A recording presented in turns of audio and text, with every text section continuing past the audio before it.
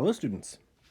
So I would like to do today an application of uniformly continuous functions. I'd like to establish an interesting property of uniformly continuous functions, namely that you can extend their domains. So let's begin with this. Let's take a moment and remind ourselves what the definition of continuity is and what the definition of uniform continuity is. And now, you know what? It's time for a pop quiz. Take a moment, pause this video, jot down the definition of what it means for f to be continuous. F is continuous on U. What does that mean? And jot down the definition of uniform continuity. Okay, good. You did that. Let's come together. What does it mean for f to be continuous on some set U? Well, it means for all p in U and for all epsilon greater than 0, there exists a delta greater than 0 such that for all x in U, if the absolute value of x minus p is less than delta, then absolute value of f of x minus f of p is less than epsilon. So when you read through this, you look at the definition and you see that when you declare your delta, when you're proving something is continuous, or when you're getting the delta, when you're using that f as continuous, this delta depends on p and on epsilon. It doesn't depend on x, right? X gets declared after.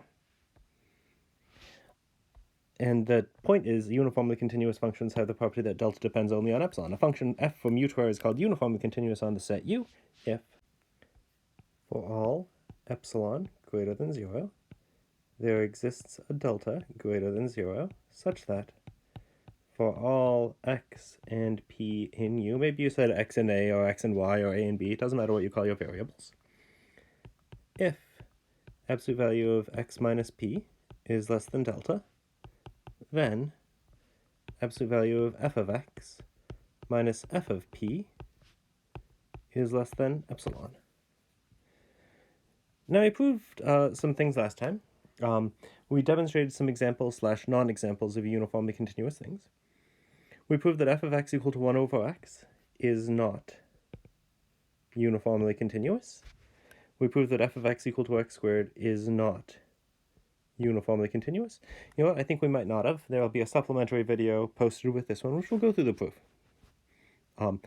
Is not uniformly continuous if your domain is all of R. A linear function, f of x equal to 3x plus 10, is uniformly continuous on all of R. F of x equal to 1 over x is uniformly continuous as long as you restrict to a domain that avoids 0, like the interval from 1 to infinity. We prove that if a comma b is a closed bounded interval, or more generally any compact set, so this closed bounded interval a, b could be replaced with any compact set, and there are way more compact sets than bounded intervals, closed bounded intervals, and f from that to R is continuous, then f is uniformly continuous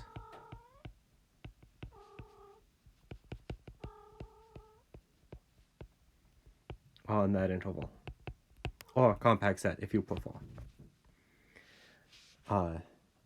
And then we proved some things that were reasons to care about uniformly continuous functions. The first one, I have the previous set of notes pulled up in a place that you can't see, just another screen. Theorem 3.8.11 from the previous notes says that if U is bounded and f from U to R is uniformly continuous, then f of U is bounded. So what does that mean? That means uniformly continuous functions preserve boundedness.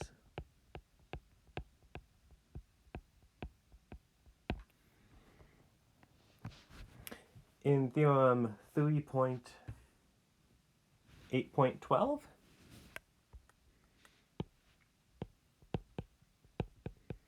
we proved that if f is uniformly continuous on some domain, and xn is a Cauchy sequence of elements of that domain, then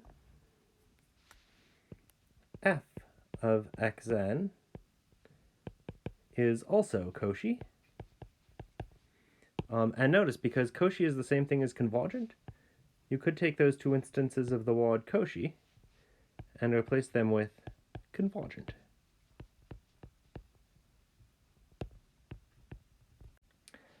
Theorem 3.8.13, again from that previous notepack, says that if f, I guess it should be said say previous section, right? These are all one notepack. If f from u to r is uniformly continuous, and p is a limit point of u, meaning p is a place where you can ask about the limit as x approaches p of f. Those limits don't always exist, but if you have a uniformly continuous function, then the limit as x approaches p of f of x exists. So, at any limit point of a uniformly continuous function, you can evaluate the limit. And here's informally what that is trying to say. So that means if you have a uniformly continuous function, say on this closed bounded interval, a, b, then this function, whatever it's doing, as x gets close to a, the function value gets close to something. As x gets close to b, the function value gets close to something. I think a and b were both transposed, but you follow the picture. Well, if I were to ask you, could you define a function on the closed interval from a to b, which agrees with the red function on the open interval from a to b and is still continuous? You would say, well, of course you can. All you would do is fill in those two dots. So here is the point of this note packet. If f is uniformly continuous on some set u, then f can be extended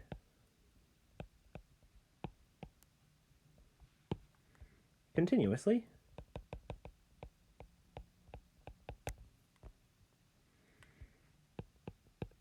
to a bigger set containing u and all of u's limit points. That's what we'll prove in this particular packet. So let's start to do that. We'll start with maybe a definition. What does it mean to extend a function? Well, it means hopefully exactly what you would think. Let u be a subset of v be a subset of r.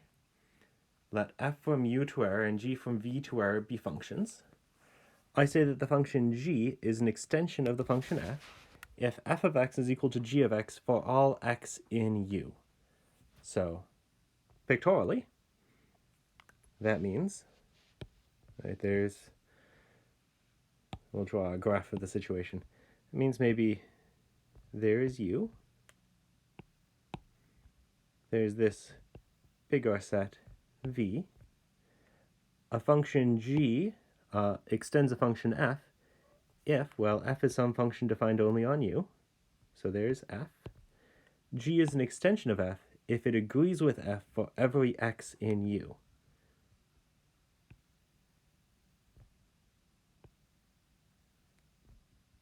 Oh, it went on a little bit too far.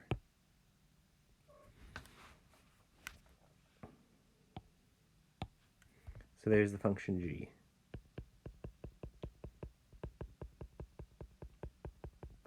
Nice. So that's all it means to extend a function. So here's the question. If I give you a continuous function, does there exist a continuous extension? So question 3.9.3. Let f from u to r be a continuous function, and u be a subset of v, be a subset of r. Does there exist a continuous function, g from v to r, which is an extension of f? And maybe a better question to put here is, when does there exist a continuous function g, which is an extension of f? And let's just see some examples. Some instances when the answer is yes, there does exist a continuous extension, and some in which there does not. So let's let f be defined on the open interval from -2 be given by f of x equal to x squared, I claim there exists a continuous function g from the closed interval from -2 to 2, extending f. And, well,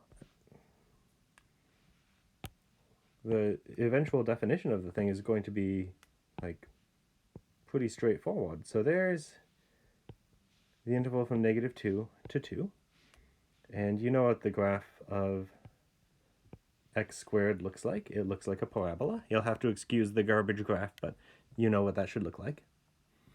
I need to find a continuous function, g from -2 to 2, which extends f. So I already know what g has to be at every point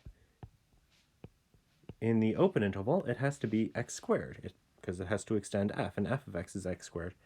The only choice I have is what should g of -2 be and what should g of 2 be. Well, in order to preserve continuity, it looks like g of -2 should be 4, g of 2 should be 4.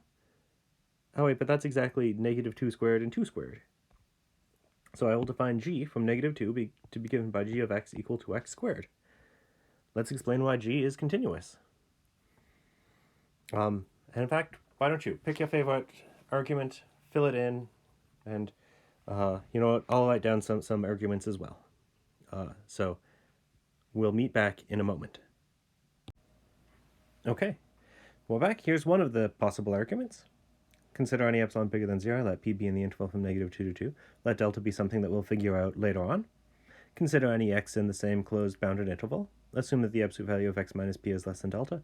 Then, well, I need to show that the absolute value of g of x minus g of p is small. Well, there's the absolute value of g of x minus g of p.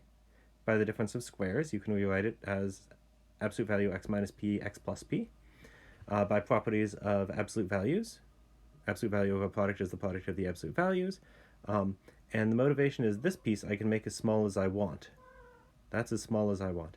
So as long as I can get even just very loose control over absolute value of x plus p, we're fine. But what do I know about x and p? They're both in the interval from -2 to 2, so their sum is probably between -4 and 4, so I can probably replace this by 4. And here's how to do that. By the triangle inequality, absolute value of x minus p is less than or equal to absolute value of x plus absolute value of p. Since x is in the interval from -2 to 2, absolute value of x is less than or equal to 2. Similarly, absolute value of p is less than or equal to 2. So this is less than or equal to the absolute value of x minus p times 4, which is less than delta times 4, where that second thing is because absolute value of x minus p is less than delta. And I want this to be equal to epsilon. And, well, of course I can get that to be equal to epsilon by taking delta to be epsilon over 4. Oh, I can't. Since delta equals epsilon over 4. And that completes the proof modulo some closing sentence. There's another argument, though, which is maybe the argument you went for. Not everything needs to be done by proving everything from scratch. G of x equal to x squared is a polynomial.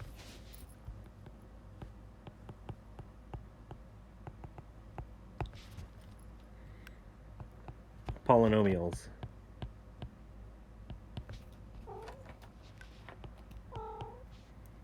are continuous,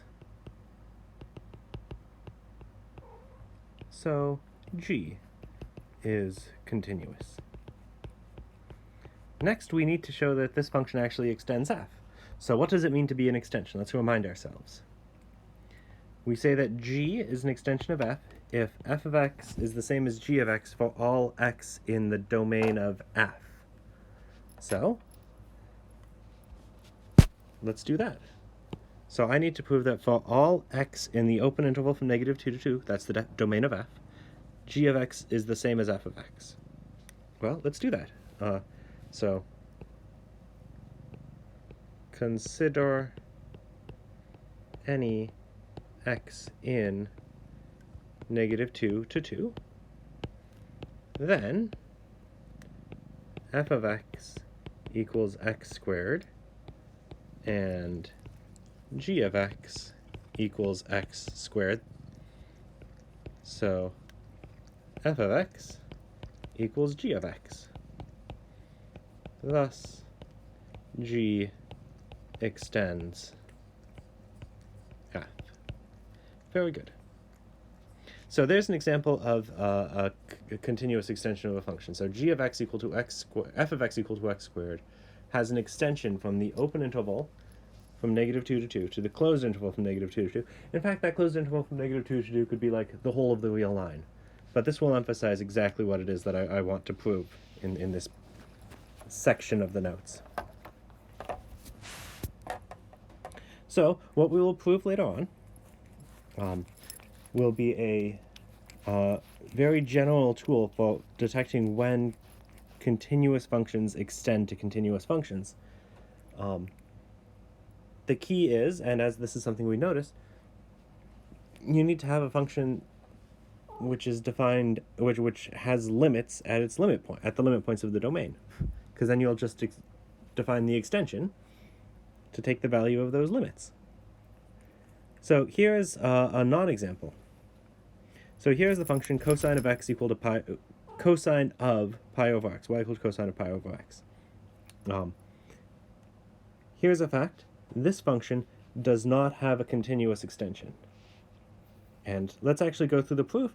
The property that I will need to use is a property that you should know, namely that the cosine of 2 pi k is equal to 1, and the cosine of 2k plus 1 pi equals -1 whenever k is an integer, or more specifically, I'll only care about natural numbers.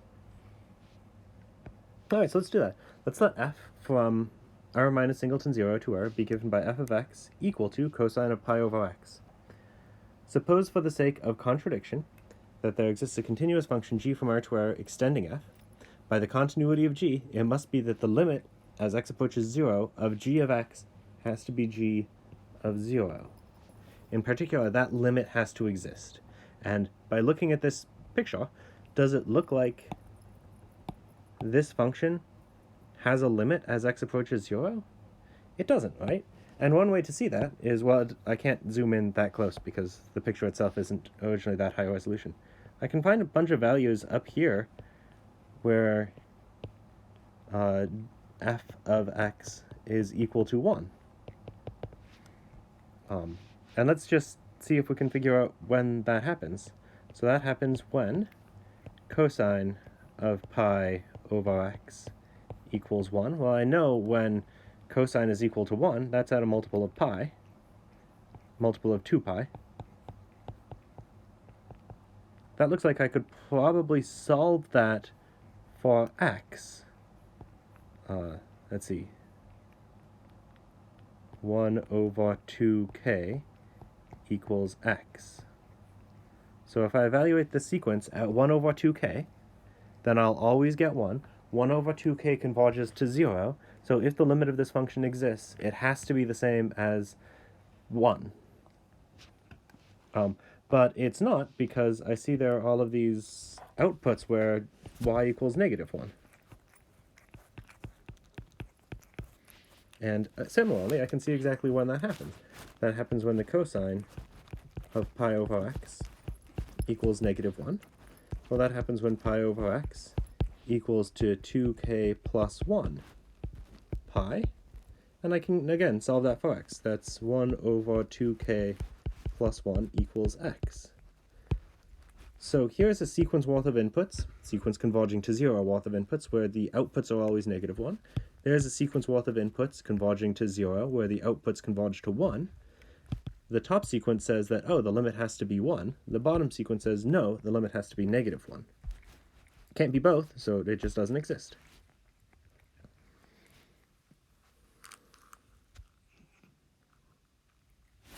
So here's the implementation of that argument.